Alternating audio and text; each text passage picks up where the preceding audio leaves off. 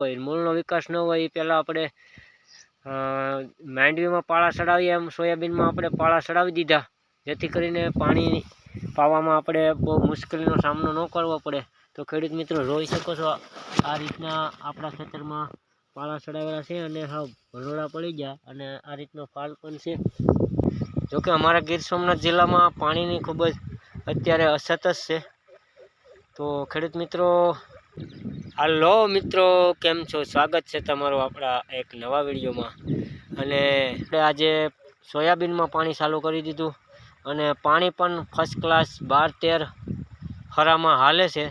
કારણ કે આપણે શરૂઆતમાં આપણા સોયાબીન મહિનાના હતા ને ત્યારે જ આપણે માંડવીમાં ચડાવીએ ને એ રીતના પાળા ચડાવી દીધા હતા।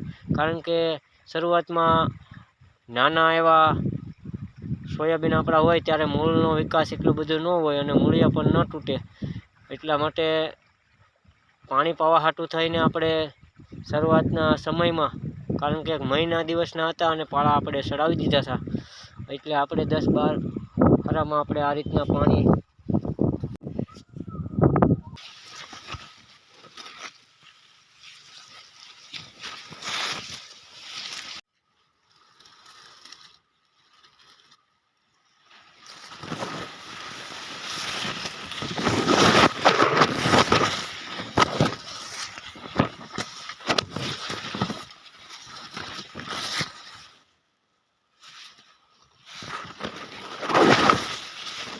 તો સારું છું આપણે માંડવીની ઘોડે પાળા ચડાવી દીધા સોયાબીનમાં, એટલે પાણી મસ્ત મજાનું આમને હરામાં હાલ્યું આવે, તમે જોઈ શકો છો।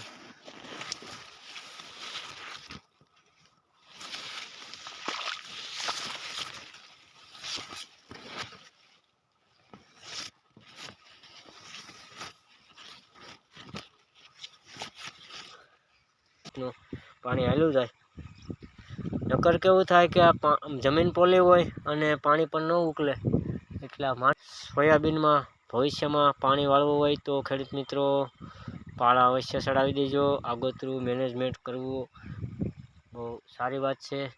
તો જય હિન્દ। આજના વિડીયોમાં બસ એટલું।